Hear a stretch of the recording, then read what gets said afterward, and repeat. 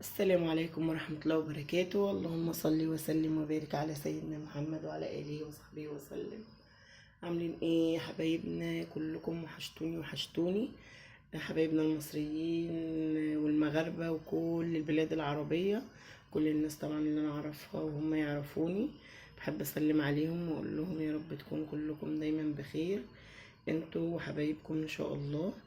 النهارده بقى جايه لكم كده ايه بفكرة كده حلوة هتحل ان شاء الله. انا متأكدة ان هي هتحل مشاكل ستات كتير ما بتحبش تسيب الباسكت بتاع الكمامة، اعزكم الله.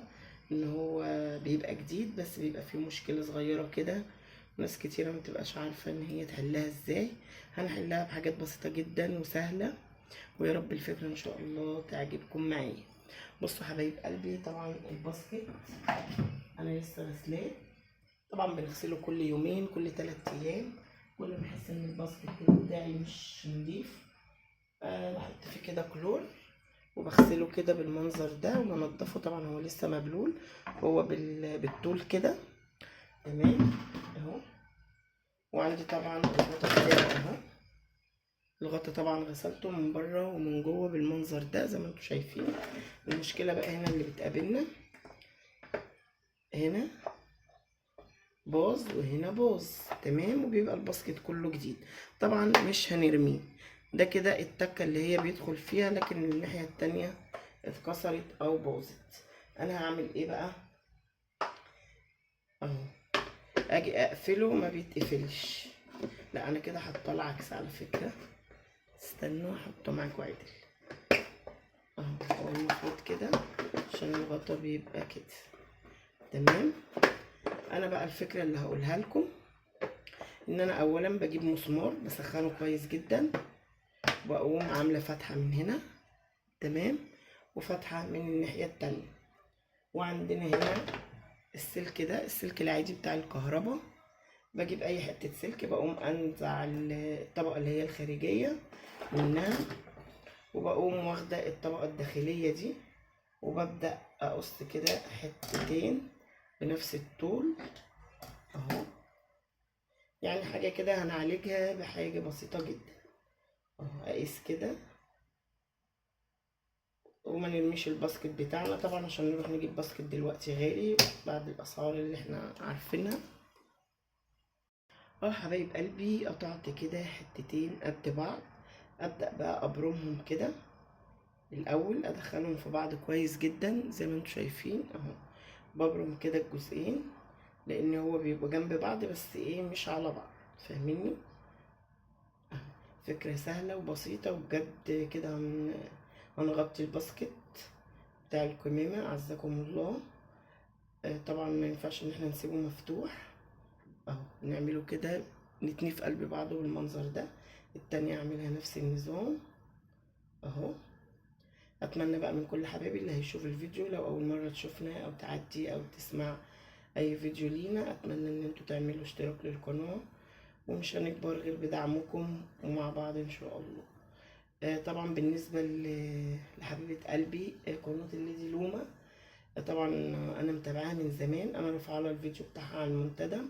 بجد بقول حسبي الله ونعم الوكيل في الناس اللي حاولوا يأذوها او ضغطوا عليها لبيع قناتها. هي طبعا باعت القناة الكبيرة اللي هي 1,400,000. ربنا ينتقم من كل ظالم. دي بجد من الناس المحترمين جدا اللي انا قابلتهم على اليوتيوب وكنت بتابعها من زمان اهو. عملت الاتنين بنفس الطريقة دي كده، وهاجي بقى احط كده الغطا اعدله. اخد طبعا الجزء ده اهو، ابدا احط كده من هنا، ادخل من هنا واعديها الناحيه التانية. ثواني بس عشان ايه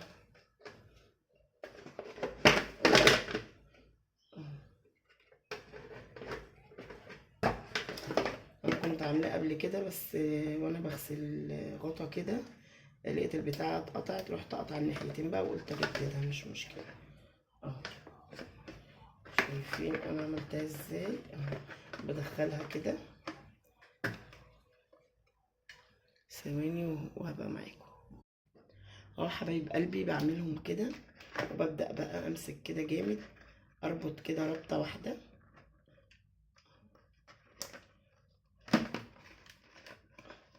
وبعد كده افضل الف كده لفه. على فكره هي جامده جدا، السلك ده جامد، مش يعني اقعد عقده واحده وبعد كده الفها كده بايدي.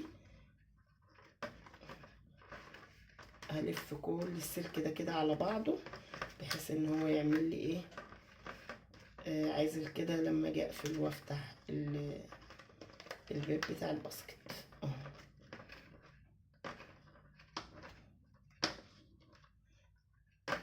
اهو بالمنظر ده. هعمل التانية وارجع لكم. اهو حبايب قلبي صلحنا كده الغطا وبقى بالجمال ده، شايفينه عامل ازاي اهو. بصوا بقى بيتقفل ويتفتح. دول كده طالعين، هبدأ اعملهم كده، ادخلهم كده في الجنب اهو. بكل سهولة بقفل الباسكت بتاعي وبفتحه بدل ما اسيبه مقفول. ما كملتلكمش بقى اللي دي لومة اهي. معلش التليفون كان هيقع اهو. بحطه كده بالمنظر ده اهو، مقفول قدامكم، مقفول الباسكت اهو. ونهتم طبعا بنظافة الباسكت. اللي دي لومة بجد من الشخصيات اللي انا اعرفها وكنت بتابعها من زمان. طبعا اكيد كلنا كنا عارفين ان هي عامله حادثه كبيره كانت من فتره وربنا نجاها. هي طبعا اسمها مسالمه، ربنا طبعا يحفظها لاولادها ويحملها طبعا جوزها عشان هي كانت لسه عامله حادثه. انا رافعه الفيديو بتاعها على المنتدى عندي، اتمنى ان انتوا تخشوا تشتركوا في قناتها الجديده وتشجعوها، بجد انسانه محترمه وكلامها يحترم. يلا ده مش موضوعنا، بس حبيت الفت نظركم واقول لكم عليها عشان هي بجد ست تستاهل كل الخير. انا والله بتكلم كده من قلبي. هي يعني مش هقول يعني ان هي ما قدمتليش مساعدة او اي حاجة، لا مش شرط البني ادم يساعد اي حد في اي حاجة علشان خاطر الناس تتكلم عليه كويس. انا من كلامها بصراحة بحبها وبحترمها، وهي ما قدمت لنا طبعا وصفات وحاجات جميلة قبل حتى ما نفتح قنواتنا. ليها كل الشكر وكل التقدير، وبقول لها ربنا يحفظ لك جوزك وولادك. ويا رب بقى فكرتي النهاردة في الباسكت تعجبكم. زي ما انتوا شايفين كده الباسكت بتاعي منور اهو. طبعا بحب كده اخليه نضيف دايما. بصوا بقت بالمنظر ده، شلت لكم الحامل بحاله اهو. من هنا ومن هنا يتفتح بقى عادي خالص اهو، يتقفل عادي خالص. يلا بنحبكم في الله، احلى اخوات، مع السلامه.